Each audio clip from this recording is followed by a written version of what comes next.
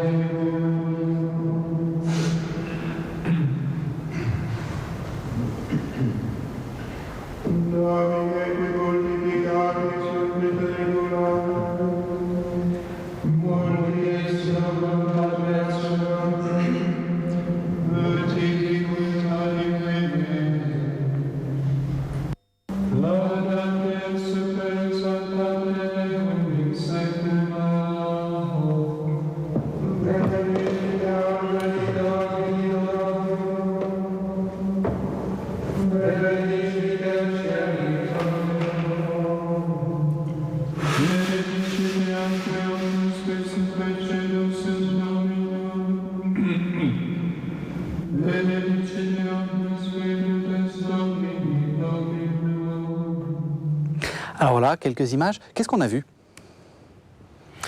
L'intérieur du monastère, je crois que c'est...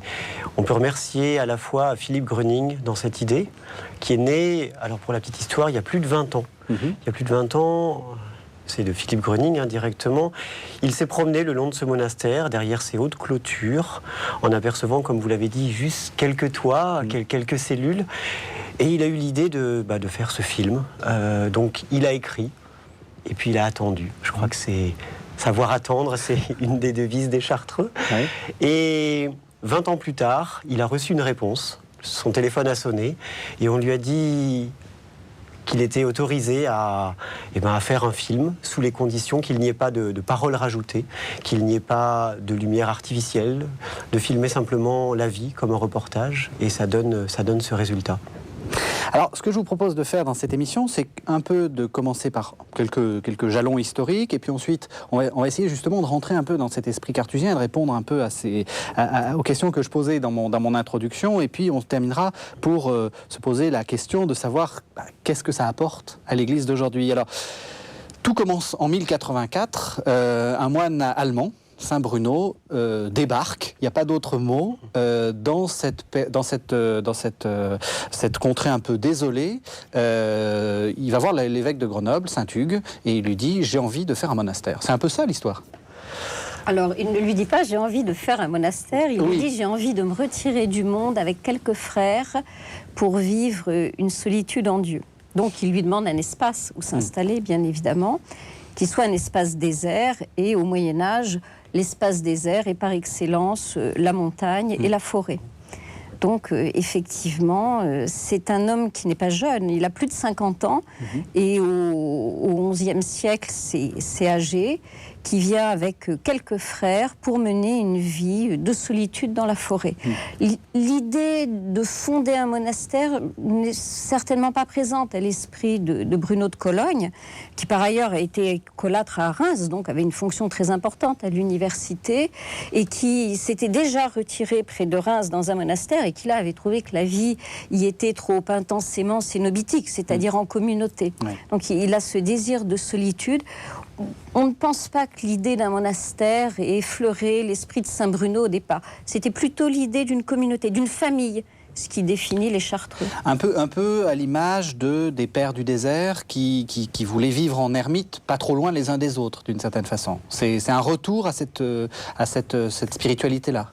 Tout à fait, c'est un retour à la spiritualité des pères du désert, de la part de Bruno de Cologne et de ses frères, qui a touché celui qui allait fonder l'ordre des Chartreux, même si l'idée d'ordre n'est pas présente à l'esprit de Saint Bruno, mais qui est aussi présente dans l'air du temps. Il y a une grande réforme monastique où le goût de la solitude, de retrouver l'authenticité, la pauvreté, l'humilité des pères du désert et la prière seule à seule avec Dieu est très présente à cette époque.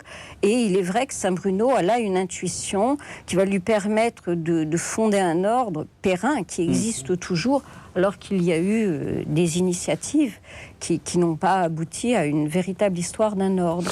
Oui, surtout que lui ne rédige pas de statuts. Les statuts sont postérieurs, en fait. Oui, alors il ne rédige pas du tout de statut. On a de Saint Bruno une lettre adressée à ses frères lorsqu'il est appelé par le pape en Italie et qu'il écrit à ses frères parce qu'il confie la communauté à ses frères. Et c'est simplement 40 ans plus tard, lorsque une autre maison a été fondée, qui est la Chartreuse de Portes, qui existe toujours et qui a toujours des Chartreux, que à ce moment-là, Guigues Ier, qui était le prieur succédant à Saint Bruno, a décidé de compiler les us et coutumes. Ce n'est pas une règle arbitraire, c'est les usages qu'utilisaient les frères vivant en communauté. Donc c'est une quarantaine d'années plus tard, effectivement, que les coutumes ont été rédigées par Guigues Ier. Elles ne bougent pas depuis ? Enfin, il y a eu des aménagements ? Alors, il n'y a pas de réforme fracassante, en tout cas chez les Chartreux. 900 ans de présence, et puis une certaine adaptation, à la fois à l'époque, au temps, à l'environnement. Donc c'est peut-être une des principales différences avec d'autres ordres monastiques, d'autres règles. Justement, là, nous parlons de coutumes qui ont été vraiment écrites par Guigues pour, dans un phénomène en fait, de développement des autres monastères pour qu'ils aient le même idéal commun. Je crois que c'était ça l'esprit qui était derrière, c'était de dire voici l'idéal de notre père fondateur, l'idéal de Saint Bruno, voilà ce que nous avions coutume de faire, et voilà un petit peu comment les autres Chartreuses tendent à se développer. Donc pas de réforme fracassante, une adaptation, 900 ans de présence, je crois qu'ils ont bien montré qu'ils savaient s'adapter. Bon. Tout à fait. Ouais. Et donc à ce moment-là, je veux dire, disons l'essentiel de la vie cartésienne, puisque c'est l'adjectif consacré, et disons se trouve dans ces statuts de Guigues ou dans ces recommandations de Guigues. Ça repose sur quoi ? Quels sont en 3 mots les grands principes ? Après on rentrera dans les détails, mais En ce qui concerne les coutumes de Guigues, Guigues note les éléments de la vie liturgique, le rythme temporel des Chartreux qui est très particulier puisque les Chartreux se lèvent la nuit pour prier la nuit. Donc ils se lèvent vers 11h30, 23h30, prient la nuit, se recouchent vers 2h30. Donc il y a cet office de nuit qui est très important. Il y a les offices, l'office canonial qui ponctue toute la journée. Et puis il y a les recommandations sur le jeûne, sur le sommeil, sur l'humilité, sur la clôture, le respect du silence. Alors simplement, il est vrai que les Chartreux n'ont pas fait de grandes réformes, mais ils ont fait des réformes au fur et à mesure des besoins. Il y a eu 3 jeux de statuts, on ne va pas rentrer dans les détails, mais dans un de ces jeux de statuts, les Chartreux, lorsqu'il y a eu plusieurs maisons, il fut un temps où il y en a eu beaucoup, ont éprouvé le besoin d'envoyer ce qu'on appelait, de faire des chapitres généraux pour réunir les prieurs des différentes maisons, pour savoir ce qui se faisait dans chaque maison, de manière à bien garder homogène la tradition des coutumes, qu'il n'y ait pas des maisons qui pratiquent des coutumes à leur manière et non pas dans l'esprit général voulu par Saint Bruno.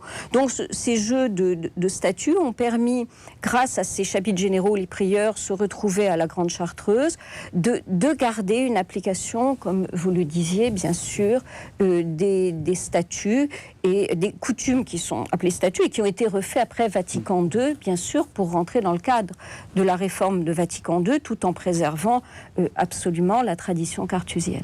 Alors actuellement, combien il y a de monastères, combien il y a de moines? Ce qu'il faut préciser, c'est qu'il y a des Chartreux et puis il y a des pères et puis il y a aussi des monastères féminins. Exactement. Alors combien il y en a en fait? Alors, la communauté compte à peu près 450 moines, oui. Dont à peu près une soixantaine de moniales. Donc c'est la version féminine des moines chartreux. Oui. Et depuis le dernier chapitre des moniales, il y a un nouveau monastère qui vient de s'ouvrir en Corée du Sud, oui, pour les moniales. Donc on compte aujourd'hui 25 monastères, 25 maisons. Alors en France, il y en a combien? Non, répartis sur 4 continents, donc dans le monde entier. Alors, c'est assez peu, vous me direz assez facilement, mais les Chartreux ont toujours été de petites communautés, tant dans le nombre de maisons, mais dans le nombre à l'intérieur de ces maisons, les règles de silence et de solitude imposant justement de petites communautés. Oui, et paradoxalement de très grands bâtiments. Oui, pas toujours.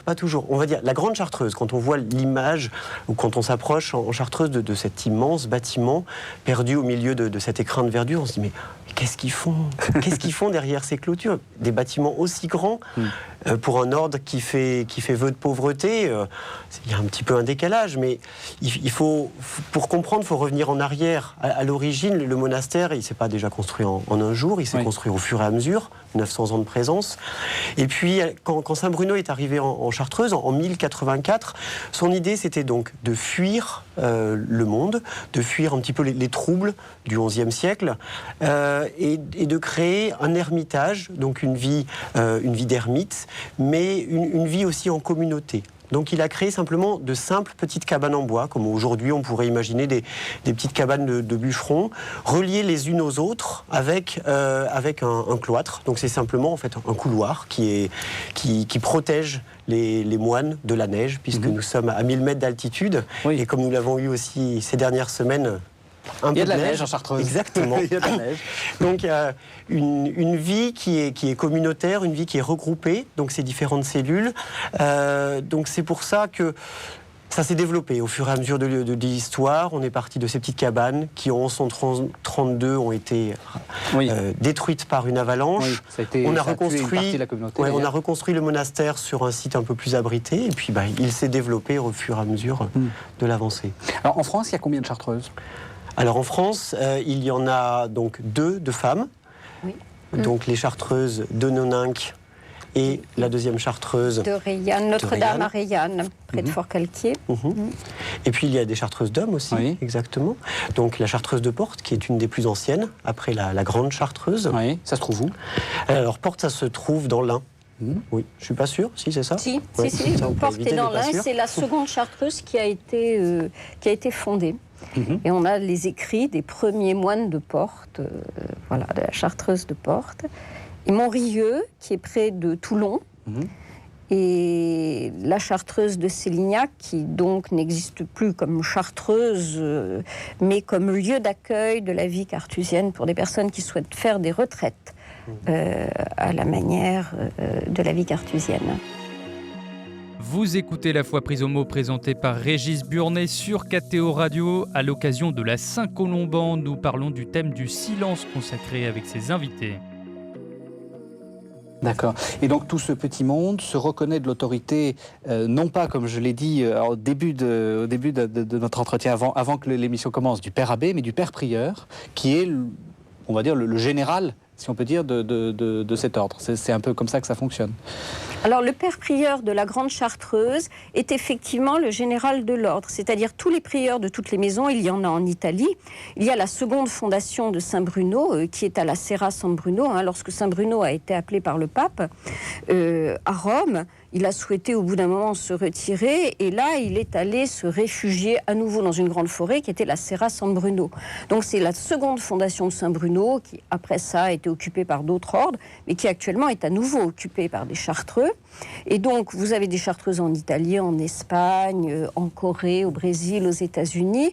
Et chaque prieur de chartreuse rend compte auprès du révérend père général de l'ordre à la Grande Chartreuse. Et il y a un chapitre général où tous les prieurs hommes et femmes, les prieurs des monastères féminins, se rencontrent à la Grande Chartreuse. D'où aussi l'importance des bâtiments qui ont été reconstruits au XVIIe siècle par Don Le Maçon, parce qu'ils avaient brûlé. C'est grand, la Grande Chartreuse, parce qu'elle a été prévue pour accueillir aussi les prieurs qui venaient tous les 2 ans. Donc il fallait loger tous ces prieurs.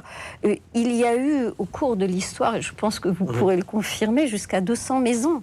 Tout à fait. Donc, il fallait loger à la fois donc, tous ces prieurs et respecter la règle de Saint-Bruno qui imposait le silence et la solitude. Donc, c'est pour ça qu'à l'intérieur même du monastère, quand on regarde sur la partie principale, on retrouve des pavillons.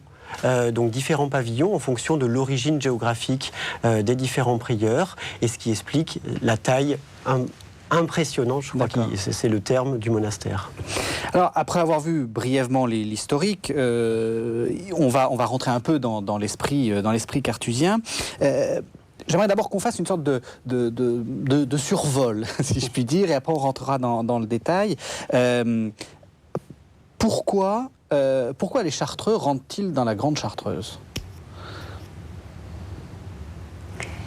Pourquoi rentre-t-il dans un monastère qui a la structure d'une chartreuse ? Alors, je crois qu'on pourra répondre à deux à cette question. C'est un désir de solitude. Alors, si on remonte à l'origine de l'histoire, un homme ne peut pas vivre seul, complètement seul, sans être attaqué au Moyen-Âge par les animaux et par d'autres individus. Donc, il s'agit d'être à la fois seul et protégé.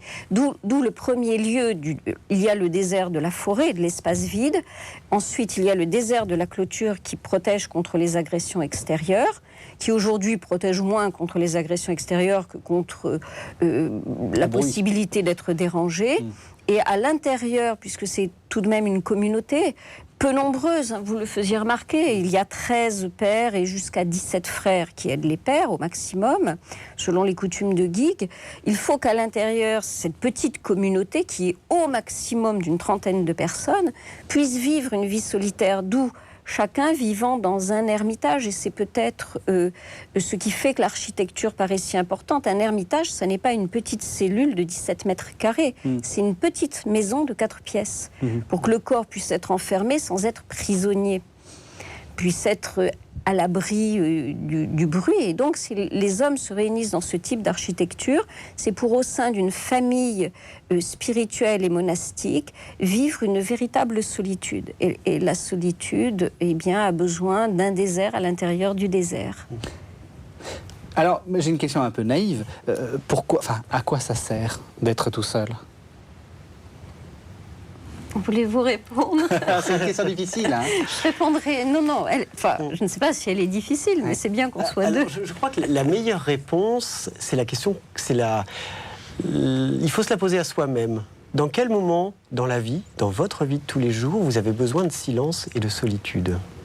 Je crois que quand on y réfléchit, on se dit, il y a des moments il y a tellement de nuisances sonores, extérieures, qu'on a besoin de temps en temps de se faire une propre clôture autour de soi-même pour réfléchir. Alors ça peut être prier pour certains, ça peut être pensé, ça peut être intériorisé. Et je crois que c'est la meilleure manière de communiquer avec soi-même, de communiquer avec Dieu. Et je crois que les Chartreux vont jusqu'au bout de cette idée-là, vont jusqu'au bout de se dire, pour parler à Dieu, j'ai besoin à la fois de calme, j'ai besoin d'être moi-même, de silence, de solitude. Et je crois qu'ils y arrivent bien. Il y a en Chartreuse un appel particulier. Il est évident que si nous définissons notre désir de solitude, eh bien, dans ce désir de solitude, il y a cette volonté d'être peut-être seul face à soi-même, de faire un point. Je pense que dans le cas des Chartreux, il y a d'abord une longue formation. Un noviciat cartusien aujourd'hui dure de 7 à 9 ans. Et à l'époque médiévale, ça a duré entre 2 et 5 ans, ce qui était relativement long par rapport à la spontanéité des vocations. Mais c'est un appel très particulier. Celui ou celle qui se sent une vocation cartusienne, c'est de toute façon quelqu'un qui, même si sa vie ne rendra pas toujours Dieu présent à son existence ici et maintenant, est déjà appelé par Dieu. Je pense qu'il ne se pose pas la question du divin. Il est déjà appelé par un amour de Dieu. Ensuite, on a de multiples façons d'être appelé par l'amour de Dieu. Il y a de multiples vocations. Je pense qu'il faut renvoyer à saint Paul. Et ce n'est pas une vocation apostolique, c'est une vocation contemplative. C'est donc une vocation à être seul en Dieu, à se défaire un petit peu de son humanité pour être dans cette présence, cette proximité avec le divin, que tout ce qui est extérieur à Dieu, au silence intérieur, à la prière ou même à la cessation de la prière, la simple écoute de la brise divine fait qu'on ne peut pas être présent à Dieu. Donc la vocation cartusienne, c'est au départ déjà un appel particulier lancé à un homme ou à une femme. Et cet appel va se réaliser dans ce silence, avec toutes les difficultés que cela comporte. Je pense qu'il ne faut pas avoir d'angélisme là-dessus, mais ce silence, c'est déjà un silence parce que Dieu est là, il n'y a pas l'interrogation du divin. Après ça, on peut s'interroger, Dieu est là, mais je ne le sens pas. Oui. Mais on ne s'interroge plus sur le divin. Il y a un rapport à Dieu. C'est évident. Immédiat, quelque chose, une sorte de... Immédiat. En tout cas, l'appel est là. Ensuite, on ne cherche pas Dieu. Voilà. Non, je crois qu'on ne le cherche pas. Oui. Je crois qu'on cherche à vivre de plus en plus unis à Dieu. La vocation cartusienne est une vocation d'union à Dieu. Alors, dans laquelle on pourra faire passer, si on s'interroge souvent sur l'apostolat des Chartreux ou des ordres contemplatifs... À quoi ça sert, d'une certaine façon ? Eh bien, dans cette union personnelle à Dieu, on porte toute l'humanité souffrante, qui, elle, n'est pas présente à Dieu. Et vous savez... Quelqu'un qui se relève à 11h30 le soir pour prier jusqu'à 2h30 du matin, faites ça tous les jours de votre vie. Et je vous assure que ce n'est pas facile. Et là, il y a cette prise en charge de l'humanité qui ne prie pas nécessairement, qui n'est pas présente à Dieu. Il y a cette prise en charge dans une union personnelle qui est un appel de Dieu. C'est Dieu qui vous appelle. Je pense dans une vocation comme les Chartreux ou dans d'autres vocations érémitiques, Dieu vous appelle à cette vie-là. Est-ce qu'il n'y a pas quand même quelque chose d'un peu abstrait ? C'est-à-dire que la souffrance quotidienne des gens, en quoi est-elle soulagée ? Est-elle allégée par le fait qu'il y ait un monsieur qui se lève à 11h du soir pour prier pour moi ? Ça, c'est une question intéressante qui n'a pas de réponse. Quand vous dites à quelqu'un qui souffre ou qui est sur le point de mourir, je prie pour vous, il fait ce qu'il veut de votre prière. Le tout est de savoir où va cette prière. Donc je pense que la réponse est la même. Ils sont utiles pas au sens du monde, ils sont utiles au sens de la vie profonde de l'être humain, de la vie profonde en Dieu. C'est-à-dire, ils sont utiles au sens de la résonance divine dans l'homme. Moi, je pense que si on cherche une utilité immédiate, on se trompe. C'est dans la définition ontologique de l'homme et dans sa définition en Dieu. Ontologique, vous voulez dire au fondement. Au fondement, dans son humanité et aussi dans son sens, dans le divin. L'homme vivant en Dieu. Et l'homme étant achevé en Dieu, et je pense que dans une vie d'ermite, dans une vie cartusienne, eh bien, il y a cette manière de porter l'humanité dans le divin. Alors, quant à l'efficacité immédiate dans le monde, eh bien, écoutez, je pense que des gens ont sûrement des réponses à apporter, mais qui ne passeront pas forcément par des paroles. Parce que vous, Nicolas, vous êtes depuis 2 ans responsable du musée de la Grande Chartreuse, vous avez découvert cet univers. Ça ne vous a pas scandalisé ? Alors découvert, étant originaire du massif, non, j'avais déjà en tout cas pas mal de connaissances de cet univers-là. On va dire que je l'ai approfondi. Et non, je trouve que c'est assez difficile de répondre tout à fait à cette question, à quoi sert un chartreux? Et si je vous répondais à rien, est-ce que c'est choquant? Je ne pense pas. Je pense qu'ils sont vraiment là pour le salut de l'humanité et qu'on ne prend pas conscience de cette force, comme vous disiez tout à l'heure, de cette prière la nuit. Alors que nous dormons, ils sont là, ils veillent sur nous. Et à un point qui est vraiment, je crois, très très fort. Ils sont présents dans chacun de nous et je crois que c'est une des facilités grâce au silence, grâce à cette solitude. Ils sont détachés de la vie réelle, de notre monde à nous, mais pour en être plus proches. Et c'est ça la force, et moi c'est la beauté qui me touche chez les Chartreux. Alors, ce qu'on va faire, c'est qu'on va parler maintenant de l'organisation de la vie, et je vous propose de regarder encore de nouveau quelques images du Grand Silence que nos invités vont commenter. Donc, quelques images du Grand Silence.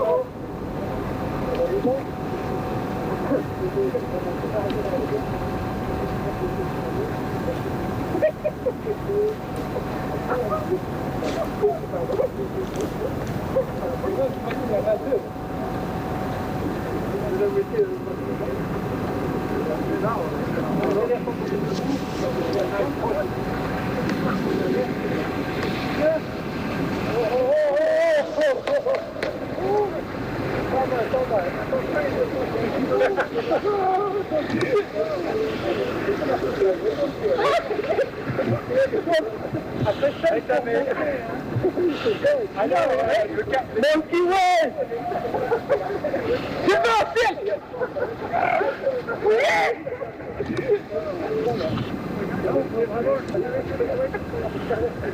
Alors, qu'est-ce que nous avons vu dans ces extraits? On a commencé par voir donc, ce chariot qui apporte de la nourriture. C'est quoi? Qu'est-ce qui se passe là? Dans la vie contemplative d'un père, il passe une grande partie de son temps, même quasiment sa vie entière à l'intérieur d'une cellule. Et les repas lui sont apportés par les frères de la communauté. Et dans ce grand cloître, qui est ce grand couloir, même dans ces moments-là, il y a la solitude, même au moment du repas. C'est-à-dire qu'il y a dans le grand cloître, à côté de la porte d'entrée de la cellule, un trou et un guichet où le frère va déposer le repas du père, refermer la porte, et le père pourra ensuite prendre son repas sans jamais croiser ni échanger donc ni un regard ni une parole avec le frère qui distribue son repas. Donc une vie, même à l'intérieur du monastère, empreinte de silence. Toujours ce silence qu'on retrouve vis-à-vis de l'extérieur. On l'a vu tout à l'heure, je crois, on a vu une partie de la clôture, et même à l'intérieur du monastère, il y a ce silence entre les moines. Et le silence va tout au long de la vie d'un moine qui est en cellule. On l'a vu tout à l'heure travailler aussi. Oui. Le travail est aussi une des bases du... Alors, ils font quoi ? Différentes choses. Alors, si on reste sur les pères, l'idée du travail chez les pères est là pour, comme disait Saint Bruno, éviter que l'arc casse. S'ils l'ont pris toute la journée, je crois qu'au bout d'un moment, le corps se fatigue, et comme un arc qui est trop tendu, un jour il peut casser. Donc là, le travail est vraiment vu un peu comme une détente, comme un équilibre physique et physiologique entre des longs temps de prière. Il y a plus de 9 heures de prière par jour, enfin nuit et jour. On va dire à peu près 4 heures la nuit, 5 heures le jour. Et puis cette vie rythmée aussi avec des parties de travail. Alors qu'est-ce qu'ils font ? Des choses qui sont utiles pour la communauté. C'est-à-dire l'entretien nécessairement de la cellule, et puis il y a souvent un tour à bois, il y a donc différentes activités manuelles, et puis une principale, nous sommes en Chartreuse, il y a de la neige, il fait froid, vous le conviendrez, et donc il faut couper son bois. Ça fait partie d'une des activités, que l'on ait 30 ans ou que l'on en ait 80, voilà, se dépenser physiquement en coupant le bois. Donc voilà, ça fait partie des choses qu'on a vues. Qu'est-ce qu'on a vu d'autre encore ? Dans le travail des mains, dans le travail qui est fait, les qualités de chacun peuvent aussi s'exprimer. C'est-à-dire un frère qui aura un tempérament d'artiste peut faire des icônes, un autre peut effectivement faire de petits mobiliers. Il y a aussi les frères qui corrigent les livres liturgiques, c'est très important, donc qui connaissent bien la musique, bien le latin. Il y a aussi les travaux de l'ordre, lorsqu'il faut travailler à l'histoire de l'ordre. Donc certains frères qui sont plus historiens que d'autres pourront faire ce type de travail. Donc le travail est multiple et divers. Dans le travail manuel, c'est laissé à la possibilité de chacun. Chez les femmes, vous avez des robières, des sœurs qui taillent les robes. Chez les hommes aussi, d'ailleurs. Ce sont souvent les frères qui font ce travail-là. Mais je pense que le présupposé, c'est qu'il y ait aussi, au-delà de ce travail qui est pour la communauté, qui est aussi un acte d'humilité, que chacun puisse aussi faire ce qu'il est capable de faire, sans que ça encombre son esprit. Alors là, un exemple vraiment pour montrer aussi la modernité des Chartreux, même s'ils sont dans cette clôture. Il y a un des pères qui est, on va dire, le père informaticien, et c'est lui qui gère entre autres le site internet et qui l'administre, avec qui, quand par exemple ça arrive d'avoir quelques contacts avec lui, on parle de langage PHP par exemple. C'est vraiment, et c'est sa passion, c'est aussi une de ses qualités, et c'est ce travail au service de la communauté. Alors, vous avez dit plusieurs fois le silence. Justement, on a, et le DVD s'appelle Le Grand Silence. On a l'impression que tout est orienté pour qu'il y ait ce silence, pour qu'il n'y ait pas de bruit. La question qu'on se pose, nous qui vivons dans une vie un peu moins silencieuse, on va dire, est-ce que ce silence n'est pas pesant, et quel est son rôle, véritablement ?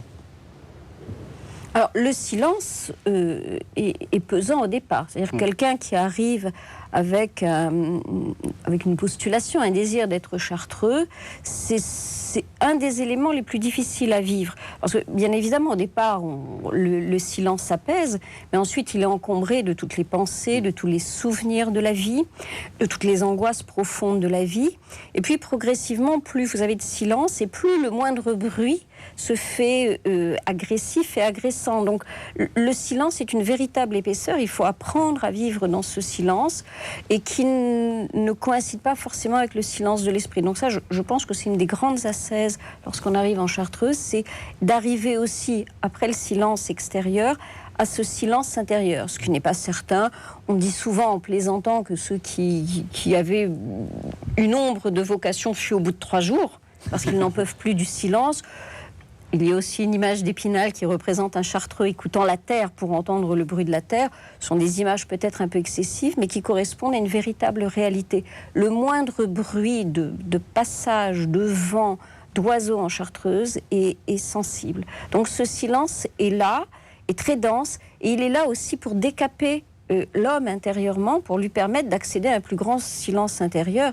Et là, c'est tout un travail contre la curiosité, contre la mémoire, contre l'inutile par rapport à cette vie d'union, car être solitaire, c'est vraiment pour vivre uni à Dieu, donc pour se déprendre un peu de soi-même. Donc le silence a ce rôle, oui, pour dérouiller l'âme, l'esprit, le cœur, la mémoire.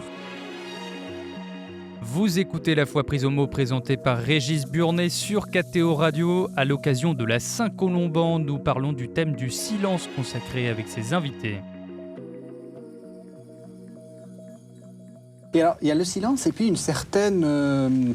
comment dire on voit bien, on l'a vu dans les images, c'est quand même pas très confortable. Donc il y a quelque chose une sorte de simplicité. Est-ce que la simplicité est aussi importante ?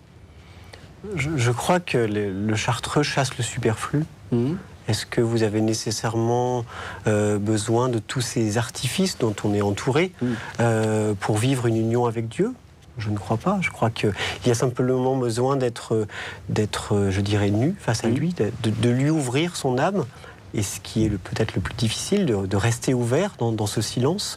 Moi, je pense qu'il faut que les chartreux vraiment restent, en tout cas ils le restent, mais dénués de notre confort matériel et s'offrir tout simplement pour l'amour divin. Il y a un esprit de pauvreté évident. Donc les objets sont simples et rustiques. On peut même parler de rusticité. On le voit très bien dans le film Le Grand Silence. Bon, même s'il s'agit de la Grande Chartreuse, qui est effectivement historiquement est un bâtiment qui date du XVIIe siècle. C'est très beau. Mais dans les autres Chartreuses, l'esprit de pauvreté, de simplicité est respecté pour, comme vous le disiez, ne pas s'encombrer, rentrer aussi dans cette simplicité intérieure. Ne pas s'encombrer. Une cellule de chartreux ne peut pas être encombrée de décors extérieurs. Ce serait renier le principe qui a conduit à la solitude, que de s'encombrer. Et puis on ne peut pas non plus confondre la vie en clôture dans un monastère et le confort d'une vie à l'abri. Cela n'a rien à voir, c'est un combat spirituel. La vie solitaire. Et ce combat a aussi ses formes extérieures, sans rentrer dans un masochisme. La pauvreté, la simplicité ne sont pas non plus synonymes de souffrance, elles sont synonymes de désappropriation. Alors, est-ce que tout ça, ça crée ce qu'on pourrait appeler une spiritualité particulière ? Alors, vous dirigez un centre consacré à ça. Est-ce qu'en quelques mots, vous pouvez nous dire oui ou non ? Alors, le centre d'études que j'ai créé à l'Institut catholique, c'est un centre d'études universitaires de Paris. L'Institut catholique de Paris, c'est un centre d'études universitaires qui vise à justement mettre au jour les grands textes des chartreux depuis la création. Donc, il y a de nombreux et beaux textes. Alors, existe-t-il une spiritualité cartésienne ? Lorsque j'ai commencé, j'ai naïvement appelé ça centre d'études et de spiritualité cartésienne. Mais très vite, on se rend compte qu'il y a des principes de vie, car cartusiens, qui sont ceux qu'on vient d'énoncer, mais qu'au-delà de ces principes de vie, il y a une manière aussi individuelle de rentrer dans les coutumes de vie cartusienne, et chacun arrive avec sa sensibilité, avec son bagage intellectuel, spirituel, avec sa manière de prier, qui n'est pas la même forcément selon les frères et les sœurs. Ce qui est commun, c'est la sobriété. Donc vous avez des règles communes, et ces règles communes sont habitées par chacun. Alors, il serait difficile de parler de spiritualité au pluriel, parce que ça voudrait dire qu'on peut aller dans tous les sens. Je ne crois pas. On ne va pas dans tous les sens avec ses principes de vie, mais chacun a cette manière d'habiter la vie cartusienne avec sa sensibilité qui sera différente. On évoquait ce frère qui est fort en informatique. Eh bien, c'est aussi une manière d'exister personnellement à travers une spiritualité. Ce qui est évident, c'est la simplicité, la pauvreté, le dépouillement, l'ascèse et le goût d'un aller autant que possible direct à Dieu. On ne complique pas intellectuellement les choses en Chartres. Ça, je pense que c'est un non-sens et c'est un des écueils de ceux qui arrivent et qui sont très, très intellectuels, c'est d'apprendre à cesser d'être des intellectuels et des érudits pour l'érudition. Ça, certainement, c'est une voie. À partir de là, je pense que chacun habite cette voie. Et donc, oui, il n'y a pas d'instruction, comme dans certains ordres, comme les jésuites, etc., où on essaie d'inculquer une sorte d'esprit maison, si on peut dire. Si, les coutumes et les statuts ont cet esprit maison. Quand on vous dit de ne pas encombrer la cellule de livres inutiles, c'est une instruction. Oui. Donc, qu'est-ce qui est inutile à partir de là? Voilà. Alors, il y a beaucoup de choses inutiles en chartreuse. Un livre de pure littérature est totalement inutile. Et alors, on parle aussi beaucoup dans ces coutumes de grâce des larmes. Ça, c'est quelque chose qui m'a frappé quand j'ai lu ça. Qu'est-ce que ça veut dire? Ça veut dire qu'on pleure? Alors, je ne sais pas. Est-ce que vous voulez répondre et puis je peux reprendre? Je vais vous laisser commencer. Alors, la grâce des larmes, oui, on parle des grâces des larmes. Mais on a dit tout à l'heure, en début d'émission, que lorsque Saint Bruno est parti en Chartreuse, il est parti avec ce goût de retrouver la vie des pères du désert. Alors, c'est un vieux thème des pères du désert, la grâce des larmes. Ce sont les grâces de la componction, de la contrition, et c'est souvent assimilé à un second baptême. Les larmes, c'est à travers toute cette multiple purification du silence, de la vie solitaire, de prendre conscience peut-être que l'on n'est pas grand-chose et de rentrer dans ces larmes qui sont l'expression physique d'un état intérieur de dénuement et d'offrande. Alors, les larmes existent-elles? Certains ont effectivement le don des larmes en Chartreuse, mais pas seulement en Chartreuse. Dans le monde orthodoxe, Saint Silouane avait le don des larmes. Et puis d'autres ont les larmes intérieures. Une chose est certaine, c'est que ces larmes qui ont été beaucoup empruntées à Guillaume de Saint-Thierry dans les coutumes de Chartreuse, donc à la veine cistercienne. Ces grâces de larmes, c'est une tradition des pères qui renvoie à la purification intérieure, qu'elle soit lacrymale au sens strict du terme ou purement intérieur. C'est ce lavement intérieur de l'homme qui passe à travers les différents sas de l'appauvrissement, de la pauvreté, de l'ascèse, d'une prière continue, qui fait que l'homme se purifie progressivement. Alors après ça, eh bien, il faudrait interroger les Chartreux pour savoir s'il y en a certains. Oui, on sait qu'ils ont cette grâce et d'autres l'ont intérieurement. Je crois que c'est peut-être sur cette grâce des larmes quand Guigues a repris en tout cas l'écriture des coutumes de Saint Bruno. À la fois, il a pris appui sur ce qu'il faisait en Chartreuse, mais il a beaucoup lu. Il s'est beaucoup inspiré de toutes les traditions érémitiques qu'on trouvait en Orient, en Occident aussi. Et je crois que c'est ce savant mélange à la fois de tradition, mais aussi de règles de vie, de conditions de vie. Et on retrouve avec cette grâce des larmes justement ce mélange de ce qu'on pouvait faire avant et avec l'adaptation en Chartreuse. Donc c'est pas une adaptation qui est forcée, on n'impose pas en tout cas de pleurer. De pleurer, exactement, le cœur des Chartreux de s'émouvoir, mais c'est une symbolique qui est forte puisque quand Saint Bruno est parti, il dira qu'il avait les larmes au cœur. Donc on retrouve beaucoup cette métaphore des larmes qui sont, oui, la purification de l'âme. Oui. C'est l'image de la conversion, qui d'ailleurs, dans les conversions littéraires, en tout cas que nous connaissons, sont toutes passées par ce baptême physique lacrymal. Et ça, c'est l'image de la conversion. Une vie en chartreuse est une conversion progressive dans l'amour de Dieu. Alors, il nous reste à peine une dizaine de minutes et j'aimerais qu'on se pose une question qui est un peu difficile. C'est ces gens-là sont donc enfermés dans leur chartreuse. Comment est-ce qu'on peut en parler et comment est-ce qu'on peut transmettre ce message-là pour le monde d'aujourd'hui? Alors, j'aimerais commencer par vous interroger, vous, puisque vous êtes responsable du musée de la Correrie. Comment est-ce qu'on est responsable de ce musée? Qu'est-ce qu'on fait? Et qu'est-ce qu'on essaie de faire dans ce musée? C'est un vaste coup de pub pour avoir de nouveaux postulants? Non, c'est être... je fais de la provocation. Hein. De l'humilité, peut-être être au service des pères chartreux. La Correrie, donc le lieu où est le musée, a toujours été une interface entre le monde réel et le monde des chartreux, physiquement. Le bâtiment se trouve vraiment 200 mètres plus bas que le monastère. Et au jour d'aujourd'hui, on retrouve cette fonction de zone un petit peu tampon entre le monde extérieur et celui des pères. Une zone pour les protéger. Ils sont à l'écart, ils sont derrière leur clôture. Et le musée est là aussi pour pouvoir pousser les portes du monastère virtuellement et sans artifice. Je crois que la beauté du musée est de montrer les cellules telles qu'elles l'ont été. C'est un lieu qui a été occupé pendant de très nombreuses années par les pères et surtout les frères de la communauté.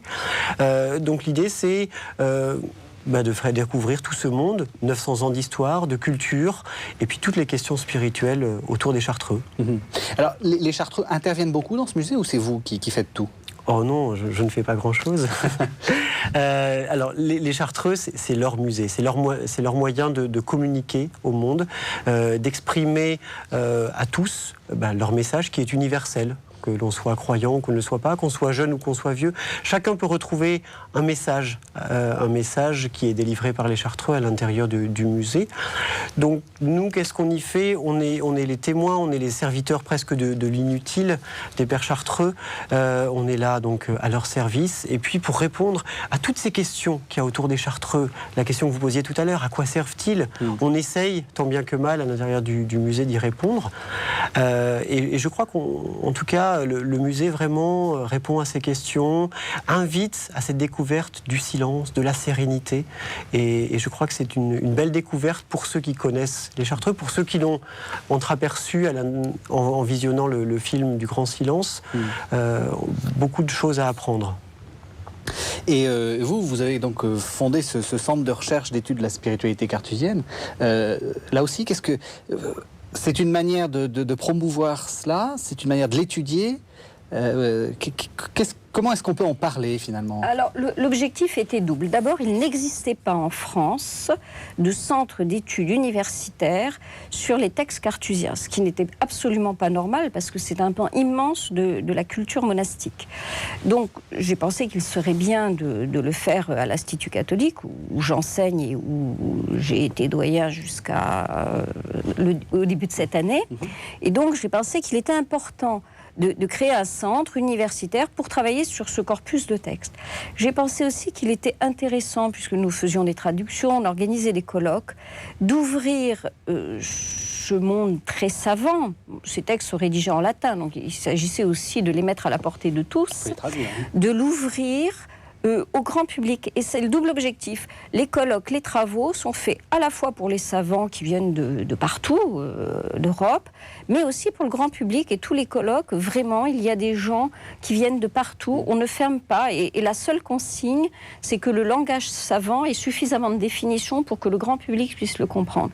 Et l'idée, c'est de porter ce corpus de textes admirables à la portée de tous, parce qu'une fois encore, et je crois que c'est l'objectif de la Correrie que vous définissez si bien, c'est que ce qui est donné dans notre histoire sur le territoire français, en France et en Europe, doit être aussi donné à chacun. C'est le rôle d'un musée. Un musée n'est pas là pour consigner la mort.